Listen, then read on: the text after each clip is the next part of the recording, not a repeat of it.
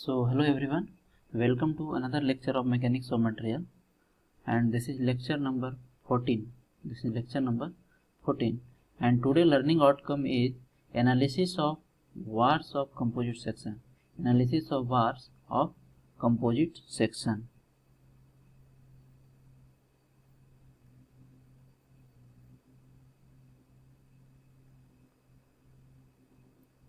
Okay, analysis of VARs of composite section. So composite section का मतलब क्या हुआ? कंपोजिट सेक्शन का मतलब हुआ कि आपका वो क्या होगा, टू डिफरेंट मटेरियल्स का बना होगा, है ना. टू डिफरेंट मटेरियल्स का बना होगा, है ना. इसका मतलब दोनों का मॉडुलस ऑफ इलास्टिसिटी होगा, वो क्या होगा, डिफरेंट होगा. दोनों मटेरियल का मॉडुलस ऑफ इलास्टिसिटी क्या होगा, डिफरेंट होगा, है ना. So first of all let us try to see the definition of composite section. आप किसको कंपोजिट सेक्शन बोलेंगे, है ना. So I have already written here a structural member, ध्यान से देखना है इसको, a structural member composed of two or more bars of different materials is rigidly connected together. दोनों क्या होगा, एक साथ कनेक्टेड होगा. एट देयर एंड्स, कहाँ पे, at their ends, to form a parallel arrangement. This point is very very important. To form a parallel arrangement. Underline the statement parallel arrangement. and behaving as a single unit for extension or compression under the action of tensile and compressive loads. है ना. compressive loads.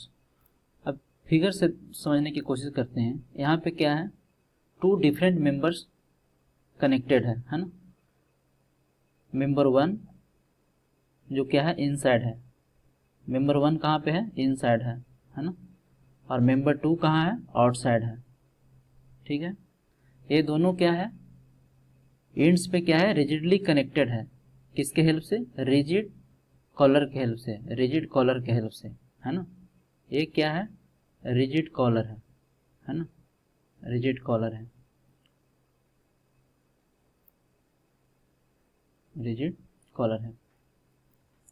तो definition को एक बार फिर से समझते हैं. कहता है structural member composed of two और मोर बार्स, है ना. तो क्या हुआ, टू डिफरेंट बार्स का है बना हुआ है. कंपोज्ड मीन्स बना होना. ऑफ डिफरेंट मटेरियल्स, है ना. टू डिफरेंट मटेरियल्स है. एक को हम वन से रिप्रेजेंट कर रहे हैं, दूसरे को क्या है, टू से रिप्रेजेंट कर रहे हैं, है ना. अभी दो डिफरेंट मटेरियल कुछ भी हो सकता है. स्टील और एल्युमिनियम भी हो सकता है ना. कॉपर स्टील हो सकता है, कुछ भी हो सकता है ना. कंक्रीट और स्टील भी हो सकता है. अभी देखेंगे एग्जांपल में. Two different materials rigidly connected. देखो रिजिडली कनेक्टेड कहाँ पे, टुगेदर एट देयर एंड्स. तो एंड्स पे क्या हो गया है, रिजिडली कनेक्टेड है. What is the meaning of rigidly connected? Rigidly connected means यहाँ पे स्ट्रेस क्या होगा, यूनिफॉर्म होगा, है ना. जहाँ पे इसको हम इस पे क्या फोर्स लगाएंगे तो क्या होगा, दोनों का डिस्प्लेसमेंट क्या होगा, बराबर होगा. दोनों में डिस्प्लेसमेंट क्या होगा, बराबर होगा, है ना. Rigidly connected together at their ends to form a parallel arrangement. यहाँ पे क्या है, दोनों पैरेलल अरेंजमेंट है ना. देखो इसके पहले भी हम लोग ने टू डिफरेंट मटेरियल्स को कनेक्ट किया था, अगर याद हो तो, है ना. कुछ ऐसा कनेक्ट किया था, इस तरह से कनेक्ट किया था, है ना. ये एल्युमिनियम का था, ये स्टील का था. लेकिन यहाँ पे क्या था डिफरेंट, ये दोनों सीरीज में था, सीरीज में था, है ना. लेकिन यहाँ पे क्या है, दोनों पैरेलल में होगा. तो दोनों में कंफ्यूज नहीं होना है. यहाँ पे क्या है, सीरीज में था. चलो यहाँ पे एक और ले लो कोई, मान ले कि ये कॉपर का है. तो ये सब क्या है, ये सीरीज में है. जबकि यहाँ पे कंपोजिट सेक्शन क्या कहता है, पैरेलल में होगा. यानी इसका नेसेसरी कंडीशन क्या हो गया, कि अरेंजमेंट हमारा क्या होगा, पैरेलल में होगा, है ना. ये है जो ऑलरेडी हम लोग कर चुके हैं, सीरीज वाला पार्ट. तो इसको मैं इरेज कर देता हूँ, है ना. इसको मैं इरेज कर देता हूँ now. So parallel arrangement and behaving as a single unit. अब क्या होगा, एक सिंगल यूनिट की तरह बिहेव करेगा। इसका मतलब क्या हुआ, इसका मतलब कि दोनों में डिफॉर्मेशन क्या होगा, इक्वल होगा। दोनों में डिफॉर्मेशन क्या होगा, इक्वल होगा, है ना। फॉर एक्सटेंशन और कंप्रेशन, अगर हम इस पर टेंसाइल फोर्स लगाएंगे तो क्या होगा, एक्सटेंशन होगा। यदि हम इस पर कॉम्प्रेसिव फोर्स लगाएंगे तो क्या होगा, उसमें कॉम्प्रेशन होगा, है ना। इज कॉल्ड कंपोजिट बार्स, इसी को क्या बोल रहे हैं, कंपोजिट बार्स बोल रहे हैं।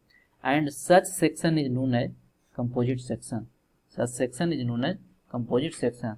तो ये तो रहा डेफिनेशन की बात, ये रहा डेफिनेशन की बात,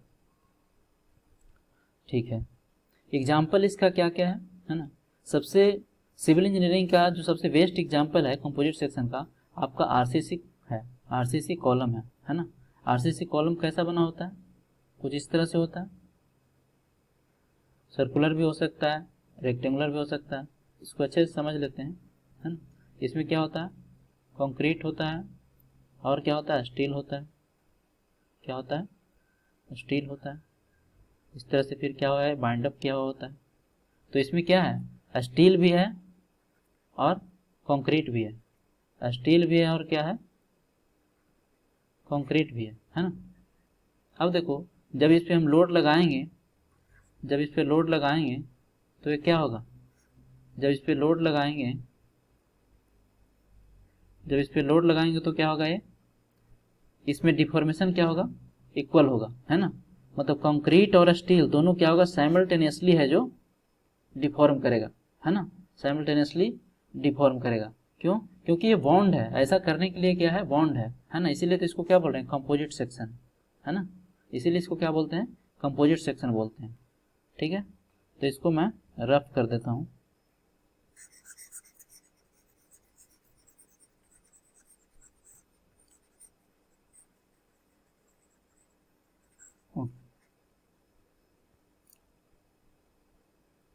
यहाँ पे देखो ध्यान से, थोड़ा फिगर में देखो, ये क्या है, एक सपोज करो ये क्या है, इमेजिन करते हैं क्या है, ये कंक्रीट कॉलम है, ये क्या है, कंक्रीट कॉलम है। इसका क्रॉस सेक्शन कैसा दिखेगा, कुछ ऐसा दिखेगा, इस तरह से इसका क्रॉस सेक्शन दिखेगा, है ना।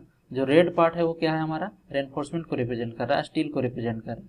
और बाकी रिमेनिंग पोर्शन जो डॉटेड है वो सब क्या है, एग्रीगेट है ना, एग्रीगेट है कि नहीं।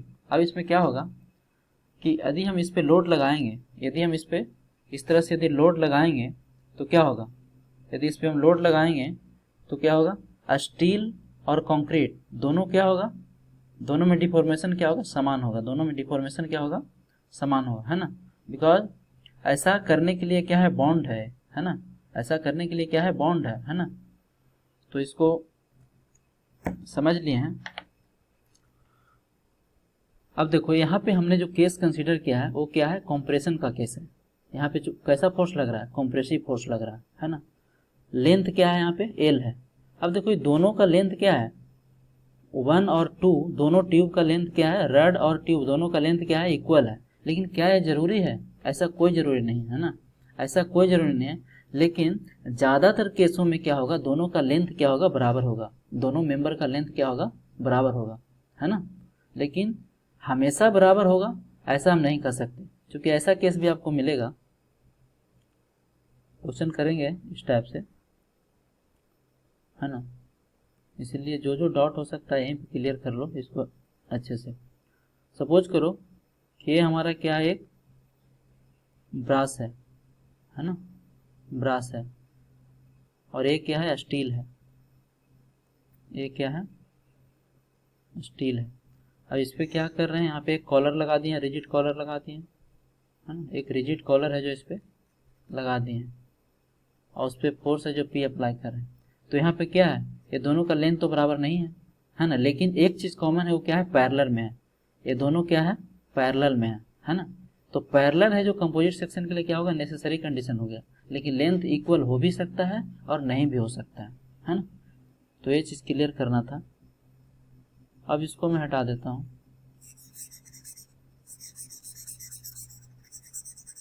ओके, सो यहाँ पे हमने जो फिगर में दिखाया है ये किसका केस है, ये है कॉम्प्रेशन का केस। किसका केस है ये, कॉम्प्रेशन का केस है। अब देखो, यदि टेंशन का केस देखना है तो कुछ इस तरह से होगा। यहाँ पे देखो, यहाँ पर भी क्या है, ये बार 1 है ना, और ये क्या है, बार 2 है। ये बार 1 है और ये बार 2 है। यहाँ पे क्या है, रिजिड कॉलर है, ये है। यहाँ पे एंड क्या है, ये फिक्स है। यहाँ पे क्या है, फिक्स्ड है। और यहाँ पे क्या है, एक रिजिड कॉलर है ना। यहाँ पे क्या है, रिजिड कॉलर है, और यहाँ पे टेंसाइल फोर्स लगा रहे हैं। यहाँ पे फोर्स कैसा है, टेंसाइल फोर्स लगा रहे हैं, जबकि यहाँ पर कैसा है, कॉम्प्रेसिव फोर्स लगा रहे हैं, है ना। यहाँ पे कैसा है, कॉम्प्रेसिव फोर्स लगा रहे हैं। अब हमें क्या करना है, इसमें आपसे पूछेगा क्या क्वेश्चन में, आपसे पूछेगा या तो फोर्सेस पूछेगा इंडिविजुअल मेंबर में, है ना। जैसे यहाँ पे क्या है, मेंबर 1 और मेंबर 2 है, तो P1 P2 का वैल्यू पूछ सकता है। दूसरी बात कि स्ट्रेस पूछ सकता है ना, कितना इंड्यूस्ड स्ट्रेस हो रहा है इसमें, है ना। जैसे इसी केस में देख लो, वार 1 और वार 2 है ना। ये दोनों यदि डिफरेंट मटेरियल का बना हुआ है तो पूछेगा कि दोनों में स्ट्रेस कितना डेवलप होगा। या फिर यहाँ पर भी पूछ सकता है कि रेड में कितना स्ट्रेस डेवलप होगा और ट्यूब में कितना स्ट्रेस डेवलप होगा, है ना। दूसरी बात पूछ सकता है आपका डिफॉर्मेशन, है ना। क्या पूछ सकता है दूसरा, डिफॉर्मेशन। तो 1 बाय 1 करके देखते हैं, है ना। 1 बाय 1 करके इसको देखते हैं। ये हम मान लेते हैं कि ट्यूब 1 में जो फोर्स लग रहा है, जैसे एक बात बताओ, यहाँ पे कॉम्प्रेसिव फोर्स P है, कॉम्प्रेसिव फोर्स P है। इस कॉम्प्रेसिव फोर्स P के कारण, है ना, रेड में जो फोर्स डेवलप होगा उसको हम P1 बोल रहे हैं। क्या बोल रहे हैं, P1 बोल रहे हैं, है ना। द फोर्सेस इंड्यूस इन, चलो मैं लिखता हूँ इसको,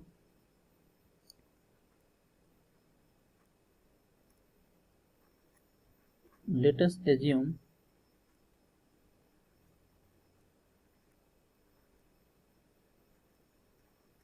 assume the forces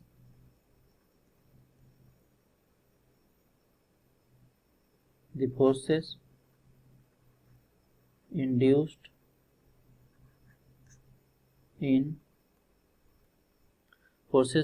in bar 1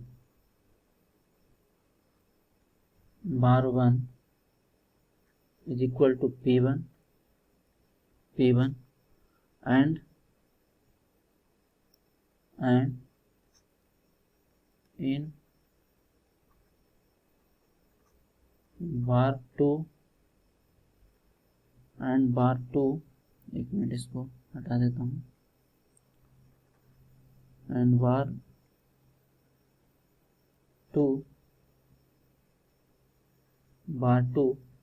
is equal to P2। तो हॉरिजॉन्टल इक्वेरियम को यदि कंसीडर करें, तो क्या लिख सकते हैं बताओ। अगर इसमें कंप्रेसिव फोर्स लेफ्ट की ओर लगा रहे हैं तो क्या होगा, इसमें इंड्यूस्ड फोर्स राइट की तरफ होगा, है ना। इसका मतलब हम लिख सकते हैं from horizontal equilibrium P1 plus P2 equal to P, है ना। एक इक्वेशन तो ये लिख सकते हैं, कहाँ से, है ना, फ्रॉम स्टैटिक इक्वेरियम। फ्रॉम, ये कहाँ से लिख सकते हैं, फ्रॉम स्टैटिक इक्विलिब्रियम, है कि नहीं, इक्विलिब्रियम। फ्रॉम स्टैटिक इक्विलिब्रियम से लिख सकते हैं P1 प्लस P2 बराबर P, है ना। ठीक है। दूसरी बात, अब देखो यहाँ पे क्या हमारा 2 अननोन है और एक इक्वेशन है, 2 अननोन है ना। यहाँ पे प्रॉब्लम क्या हो रहा है कि 2 अननोन है P1 P2 और इक्वेशन हमारा एक है, तो सॉल्यूशन तो संभव है नहीं, है ना। लेकिन इसमें एक इक्वेशन है जो क्या है, हिडन है ना। एक इक्वेशन क्या है, हिडन है, जिसको बोलते हैं कॉम्पेटिबिलिटी इक्वेशन, है ना। कॉम्पेटिबिलिटी इक्वेशन वो क्या है, अभी मैंने बोला था कि ये क्या होगा, ये दोनों बॉन्ड है इक्वली डिफॉर्म होने के लिए। ये जो दोनों रड और ट्यूब है वो बॉन्ड है ना, इक्वली डिफॉर्म होने के लिए। इसका मतलब ये हुआ कि दोनों में डिफॉर्मेशन क्या होगा, इक्वल होगा। दोनों में डिफॉर्मेशन क्या होगा, इक्वल होगा, है ना। कहने का मतलब है कि डिफॉर्मेशन क्या लिख सकते हैं, deformation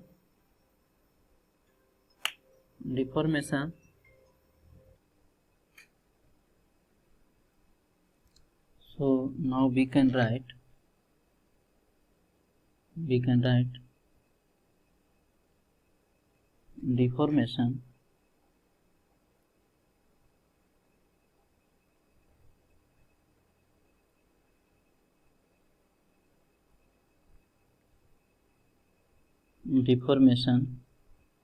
in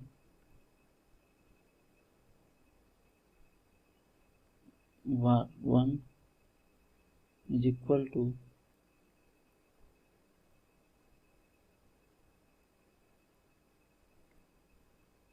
deformation in var 2, that is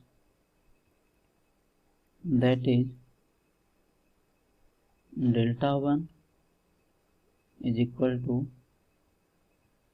delta 2। ये कहाँ से आया? फ्रॉम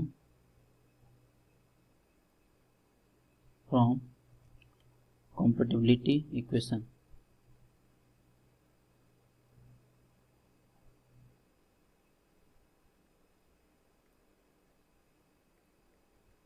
फ्रॉम compatibility इक्वेशन, ठीक है। ये कहाँ से आया? कॉम्पेटिबिलिटी इक्वेशन, है ना। देखो कॉम्पेटिबिलिटी कंडीशन या कॉम्पेटिबिलिटी इक्वेशन क्या होता है कि जब हमारा स्ट्रक्चर है जो यदि इनडिटर्मिनेट कहने का मतलब है कि उसमें जो अननोन फोर्सेस है उसका solution of equation of static equilibrium के हेल्प से आप नहीं कर पा रहे हैं, है ना।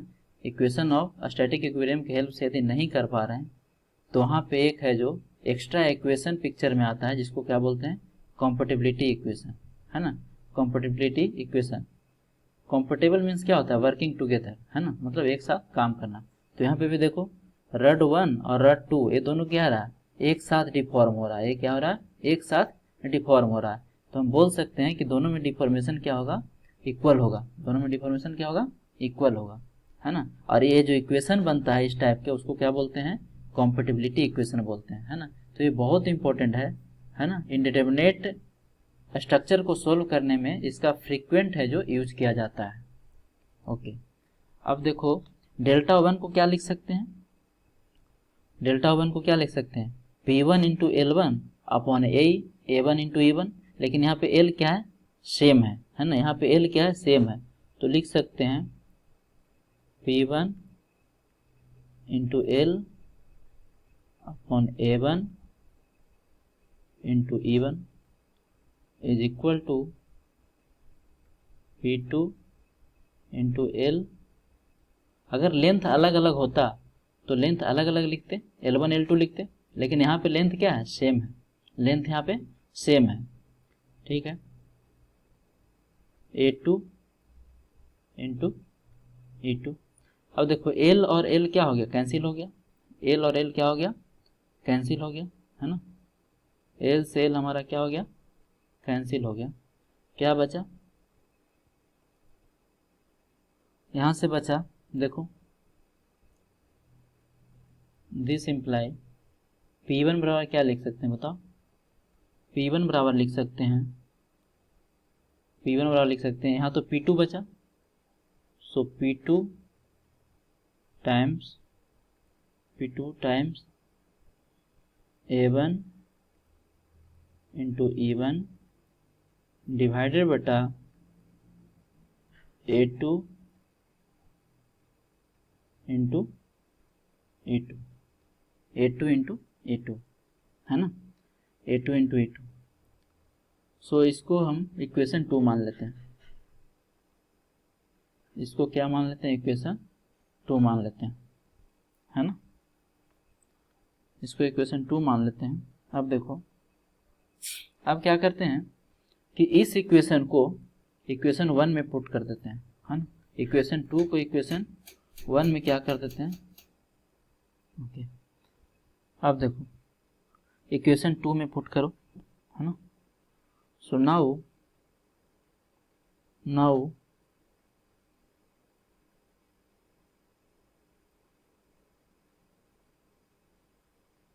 फ्रॉम इक्वेशन 2, है ना, इक्वेशन 2 नहीं, इक्वेशन 1 लिखें तो ज़्यादा बेटर रहेगा, है ना।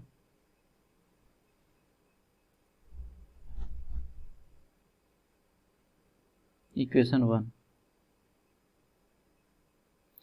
1 क्या था, P1 प्लस P2 बराबर P। अब यहाँ पे P1 का वैल्यू इसमें पुट कर दो, है ना। तो क्या हो जाएगा, ध्यान से देखना, P1 की जगह पे मैं लिख रहा हूँ, P1 की जगह पे लिख रहा हूँ P2 into A1 E1 divided बटा A2 E2 plus P2 is equal to P। This implies अब देखो P2 क्या है, कॉमन ले लेंगे, P2 क्या है, दोनों में कॉमन है, तो इसको क्या करते हैं, बाहर कर लेते हैं। P2 इंटू क्या बचेगा, A1 E1 डिवाइडेड बटा A2 E2 plus 1 is equal to P, ठीक है, इज इक्वल टू P, है ना। सो यहाँ से P2 क्या आ जाएगा बताओ, अगर सोल्व करें तो हमारा जो P2 है वो P2 आ जाएगा P डिवाइडेड बटा 1 प्लस A1 E1 डिवाइडेड बटा A2 E2, है ना। और इसको क्या लिख सकते हैं, नीचे क्या होगा, एलसीएम ले लेंगे, है ना।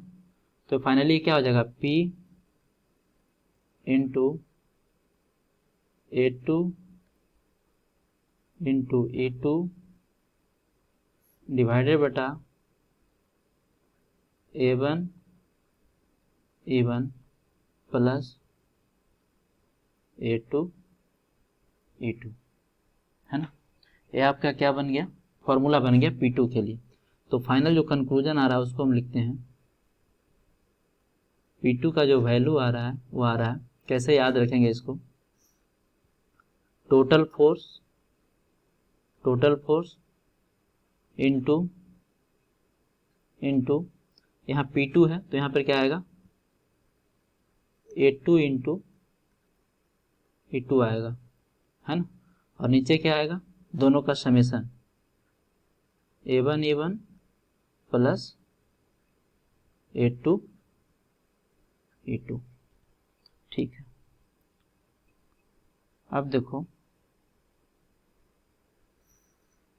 ये हमारा P2 निकल गया, ठीक है। तो क्या P1 भी निकाल सकते हैं, है ना। सिमिलरली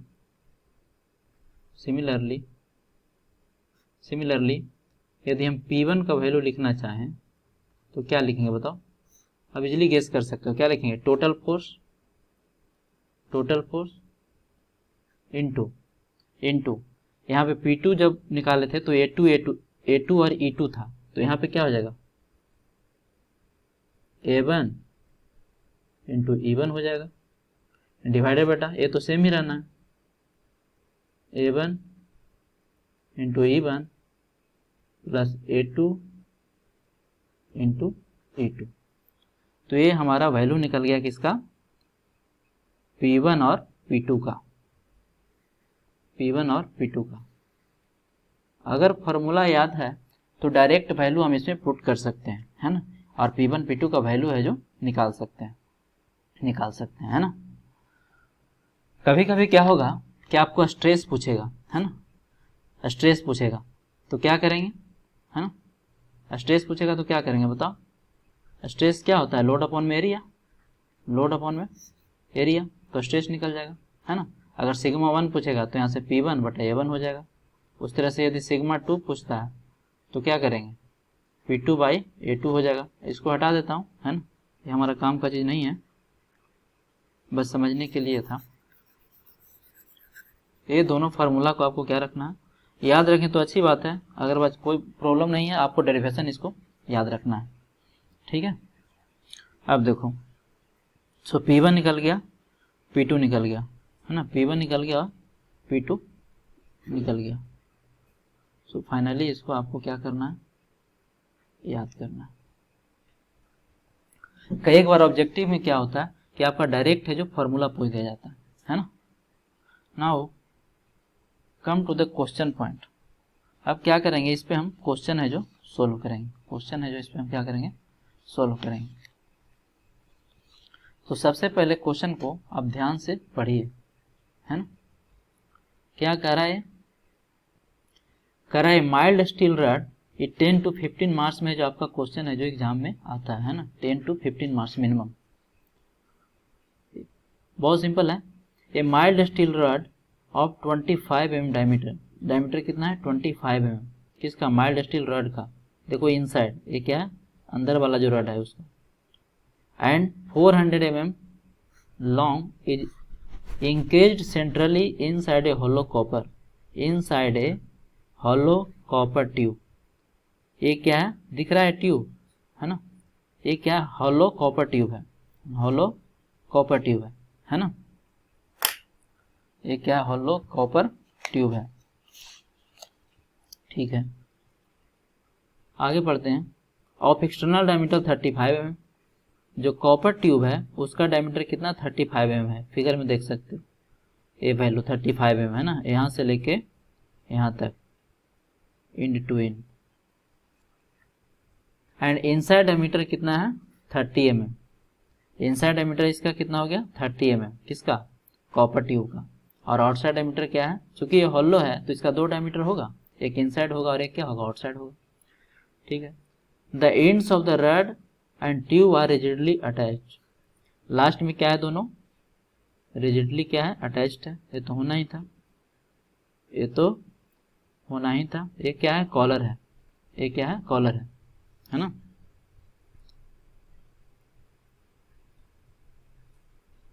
कॉलर है। And the composite bar is subjected to an axial pull of 40 kilonewton, इसमें टेंसाइल फोर्स लगा रहे हैं कितना 40 किलोन्यूटन का। Take E for steel, steel के लिए मॉडुलस ऑफ इलास्टिक दिया हुआ है 2 × 10⁵, नहीं देता तो इतना लेते। एंड ई फॉर कॉपर दिया हुआ है 1 × 10⁵ रिस्पेक्टिवली।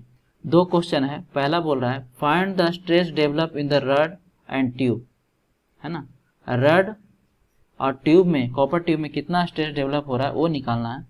सेकेंड क्वेश्चन बोल रहा है the extension of the rod, है ना, जब इसमें एक्सटर्नल लोड लगाएंगे तो क्या होगा, कुछ एक्सटेंशन होगा, उस एक्सटेंशन का वैल्यू निकालना है, मतलब डेल्टा का वैल्यू निकालना है ना। इसको थोड़ा ड्रा कर लेते हैं तो इजी हो जाएगा, है ना, इसको थोड़ा ड्रा कर लेते हैं।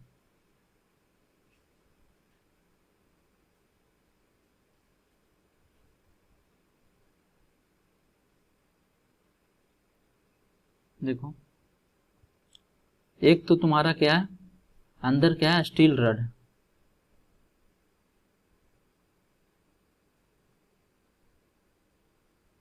अंदर तुम्हारा क्या है, स्टील रड है ना, स्टील रड है।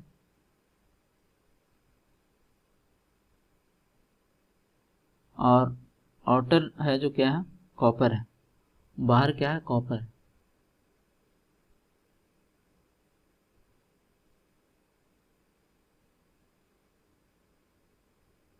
ये आपका क्या है, बाहर क्या है, कॉपर है, कॉपर है ना। और चूंकि ये होलो है, दूसरा कलर दिखा देता हूँ, है ना,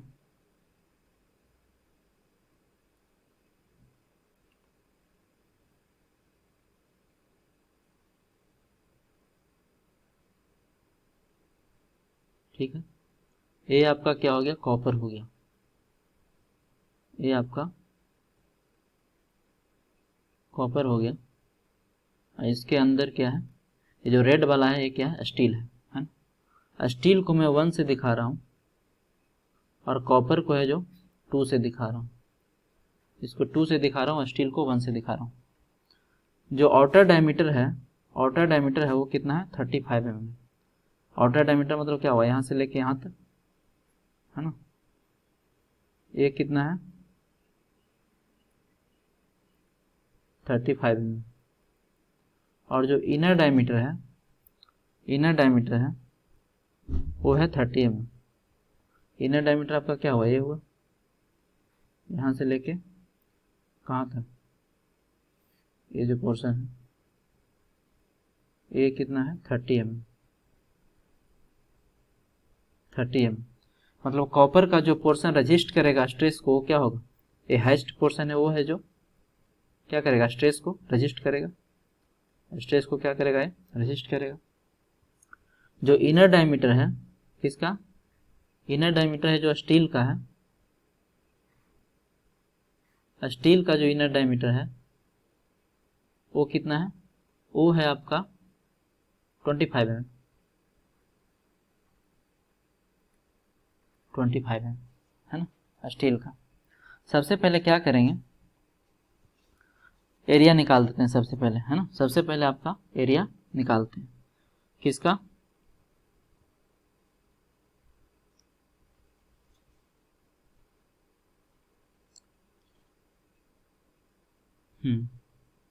देखो ये जो टोटल 40 किलो न्यूटन है, इसका कुछ पार्ट क्या होगा, स्टील रड रेजिस्ट करेगा और कुछ पार्ट क्या होगा, हमारा कॉपर ट्यूब रेजिस्ट करेगा।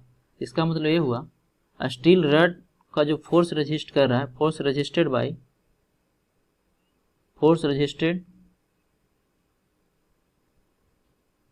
बाई स्टील रड है जो मान लेते हैं P1 है, force resisted by steel rod, ये क्या है, P1 है, एंड फोर्स रेजिस्टेड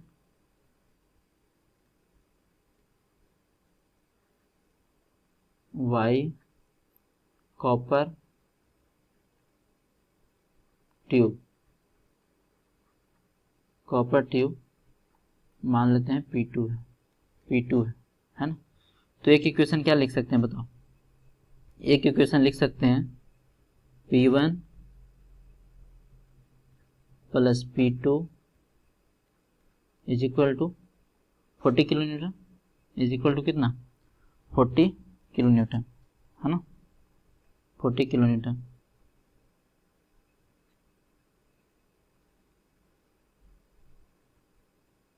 थाउजेंड से गुना कर दो तो न्यूटन में कन्वर्ट हो जाएगा, इक्वेशन नंबर 1। अब देखो चूंकि हमको स्ट्रेस निकालना है, तो एक तो ये है कि डायरेक्टली हम फार्मूला से भी कर सकते हैं, है ना। P1 P2 का वैल्यू निकाल लें और उसके बाद क्या करें, एरिया से डिवाइड कर दें तो स्ट्रेस निकल जाएगा, है ना। लेकिन बेसिक तरीका यूज करते हैं यहाँ पे, है ना। फार्मूला से जो तुरंत बन जाएगा, लेकिन बेसिक कैसे बनाएंगे, बेसिक तरीका से वो फॉलो करते हैं इसमें। सो P1 को क्या लिख सकते हैं, sigma 1 into A1 plus sigma 2 into A2 is equal to 40 into 1000, क्या 40 इंटू 1000 न्यूटन, है ना। अब देखो हमें A1 और A2 का वैल्यू पुट करना पड़ेगा, A1 और A2 का वैल्यू इसमें पुट करना पड़ेगा। एक इक्वेशन तो ये हो गया। दूसरी बात कि चूंकि यहाँ 2 अननोन है तो एक इक्वेशन और लाना पड़ेगा, कहाँ से, कॉम्पेटिबिलिटी कंडीशन से, है ना। कहाँ से, कॉम्पेटिबिलिटी कंडीशन से। क्या होगा, दोनों में स्ट्रेन क्या होगा, इक्वल होगा, दोनों में स्ट्रेन क्या होगा, इक्वल होगा, है ना। सिग्मा 1 इक्वल टू सिग्मा 2, ये कहाँ से, फ्रॉम कॉम्पेटिबिलिटी इक्वेशन,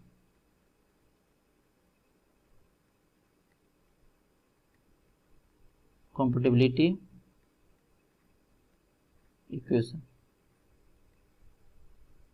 है ना।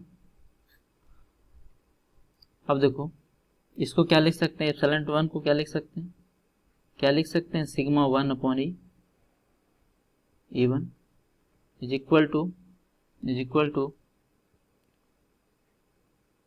सिग्मा 2 अपॉन E2 लिख सकते हैं, है ना। क्यों? क्योंकि सिग्मा क्या होता था हुक्स लॉ से, strain into modulus of elasticity, है ना। तो इसी का यूज किए हैं। ई बराबर क्या हो गया, सिग्मा अपॉन ई, है ना। ठीक है, अब देखो यहाँ से सिग्मा 1 का वैल्यू है जो इसमें पुट कर देते हैं, सिग्मा 1 का वैल्यू इसमें पुट कर देते हैं, है ना। ठीक है, सिग्मा 1 का वैल्यू इसमें पुट कर देते हैं। सो सिग्मा 1 का वैल्यू यहाँ से क्या आ जाएगा, यहाँ से सिग्मा 1 का वैल्यू आ जाएगा sigma 2 into E1 upon E2, है ना। अब इस इक्वेशन में पुट कर दो यहाँ पे सिग्मा 1 का वैल्यू, तो ये क्या आ जाएगा, sigma 2 into E1 upon E2 into A1 plus sigma 2 into A2 equal to, चलो इसको P ही रहने देता हूँ अभी, है ना, बाद में वैल्यू इसका पुट कर दूंगा, बाद में इसका वैल्यू है जो पुट कर दूंगा। सो यहाँ से सिग्मा 2 तो कॉमन हो जाएगा, सिग्मा 2 आपका कॉमन हो जाएगा, सिग्मा 2 कॉमन हो जाएगा, है ना। एक मिनट देखो यहाँ पे सिग्मा 2 इंटू E1 क्या है, E1 है, वैल्यू यहाँ पुट कर देते हैं 2 इंटू 10⁵, और E2 क्या है 1 इंटू 10⁵। इसका मतलब कि सिग्मा 1 बराबर क्या हो गया 2 सिग्मा 2, सिग्मा 1 बराबर हो गया 2 सिग्मा 2, मतलब stresses in steel rod is equal to 2 times of stresses in copper rod, है ना। तो सेम वैल्यू यहाँ पे पुट करना है हमको, ठीक है। सिग्मा 1 के जगह पे, एक मिनट रुको, इसको मैं थोड़ी देर के लिए इरेज कर देता हूँ, इसको मैं हटा देता हूँ,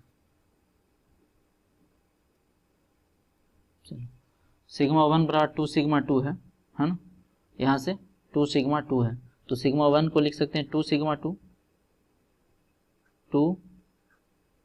sigma 2 into A1 plus sigma 2 into A2 equal to P।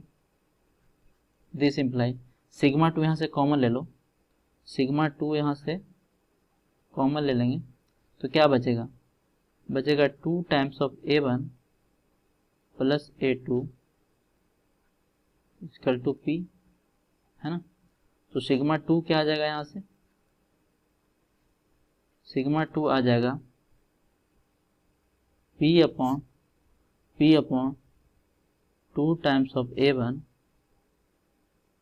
Plus A2, 2 times of A1 plus A2, है ना, 2 times of A1 plus A2। अब देखो A1 A2 क्या है, सबसे पहले A1 A2 निकाल लेते हैं।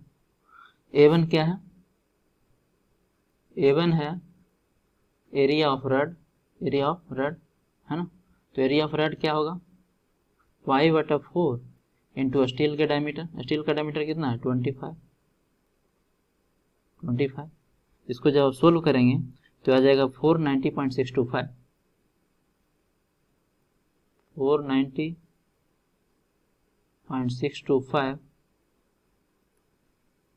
mm²। A2 को ध्यान से देखना है, A2 क्या है कॉपर का, मतलब इस पोर्शन का एरिया निकालना है। तो क्या करेंगे, आउटर डायमीटर का स्क्वायर माइनस इनर डायमीटर का स्क्वायर, है ना, यही आपका क्या है, A2 है। तो क्या लिखें, 5/4 इंटू 35 का square outer diameter minus inner 30 square. Inner है जो 30 है और आउटर है जो क्या है 35।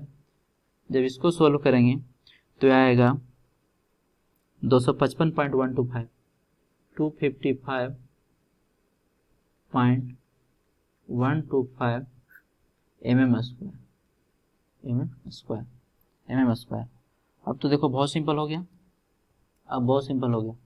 क्या है, सिग्मा 2 है P अपॉन सिग्मा 2 है वो है P अपॉन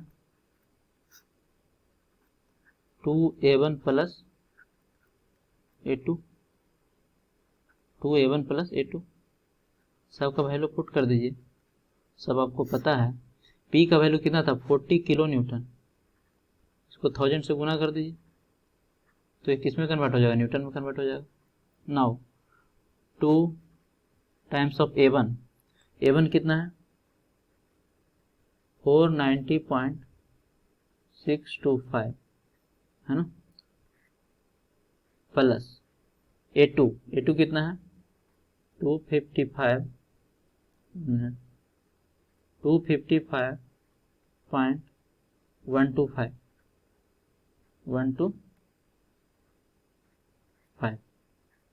इसको जब आप सोल्व करेंगे तो सिग्मा 2 आपका आ रहा है, सोल्व करने के बाद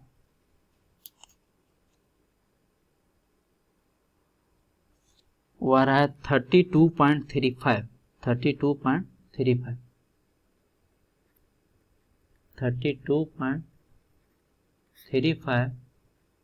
न्यूटन पर mm स्क्वायर। तो ये हो गया सिग्मा 2 क्या था, stress induced in copper, stress induced in copper tube है ना, stress induced in copper tube. ये तो निकालना था पहला question, stress induced in copper tube,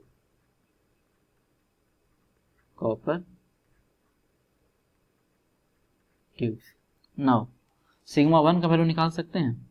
sigma 1 क्या है, सिग्मा वन बराबर था 2 times of sigma 2, this imply 2 into 32.35, how much, ये आ जाएगा 64.70 न्यूटन पर mm स्क्वायर, 64.70 न्यूटन पर mm स्क्वायर।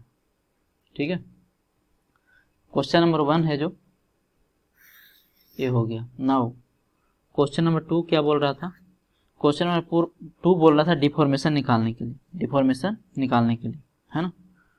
अब देखो डिफॉर्मेशन कैसे निकलेगा, है ना, चूंकि स्ट्रेन क्या होता है बताओ, चेंज इन लेंथ डिवाइडेड बटा ओरिजिनल लेंथ। ओरिजिनल लेंथ तो दोनों को क्या है बराबर है, ओरिजिनल लेंथ दोनों का क्या है बराबर है। इसका मतलब ये हुआ है ना कि लिख सकते हैं sigma strain in 1 equal to strain in 2 है ना, दोनों क्या है बराबर है ना। अब देखो इतना करने की जरूरत नहीं है, यहाँ से डायरेक्ट सोल्व हो जाएगा है ना। इसको हटा देता हूँ, इसकी कोई ज़रूरत है नहीं, इसकी कोई ज़रूरत नहीं है। तो यहाँ से डेल्टा क्या हो जाएगा, डेल्टा क्योंकि दोनों में डेल्टा क्या होगा बराबर होगा, तो एप्सिलॉन नॉट इंटू लेंथ है ना। अच्छा एक बात बताओ कि स्ट्रेस क्या होता था, strain into modulus of elasticity, तो स्ट्रेन क्या हो जाएगा सिग्मा अपॉन में इलास्टिसिटी। तो सेम वैल्यू यहाँ पे पुट कर दो, क्या लिख दें स्ट्रेन के बदले सिग्मा अपॉन में इलास्टिसिटी इंटू लेंथ है ना। अब देखो डेल्टा 1 निकालें या डेल्टा 2 निकालें, दोनों का वैल्यू क्या होगा बराबर होगा, तो हम डेल्टा 1 ही निकाल देते हैं। डेल्टा 1 अगर निकालेंगे तो क्या हो जाएगा सिग्मा 1 डिवाइडेड बटा E1 इंटू एल, यहाँ पे L1 लिख सकते हैं लेकिन लेंथ क्या है, दोनों में बराबर है, दोनों में क्या है, इक्वल है। सिग्मा 1 ऑलरेडी निकाल चुके हैं 64.70 डिवाइडेड बटा E1 कितना था 2 इंटू 10⁵ था, है ना, इंटू लेंथ कितना है 400 mm। इसको जब आप सोल्व करेंगे तो आ जाएगा 0 पॉइंट कितना आ रहा है 0.1294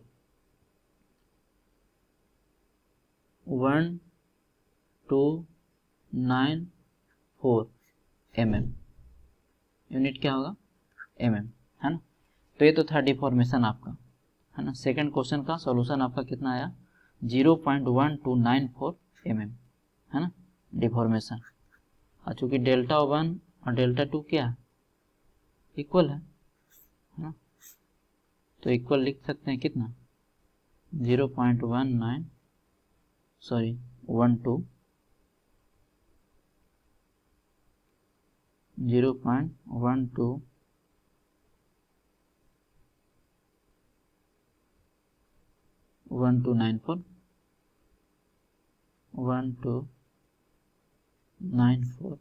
mm।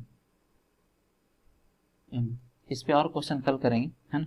इस पे और क्वेश्चन है जो अभी कल करेंगे, इसको अच्छे से समझना है ना। और दोबारा है जो फिर से आपको खुद ट्राई करना है। So this is all about today class, है ना। In tomorrow class we will continue problem based on today class, as well as I will discuss equivalent modulus of elasticity, equivalent modulus of elasticity, है ना, equivalent modulus of elasticity of a composite section, of a composite section, है ना, equivalent modulus of elasticity of a composite section। तो ये रहेगा हमारा कल का डिस्कशन, है ना। So thank you for watching video, all the best, जय हिंद।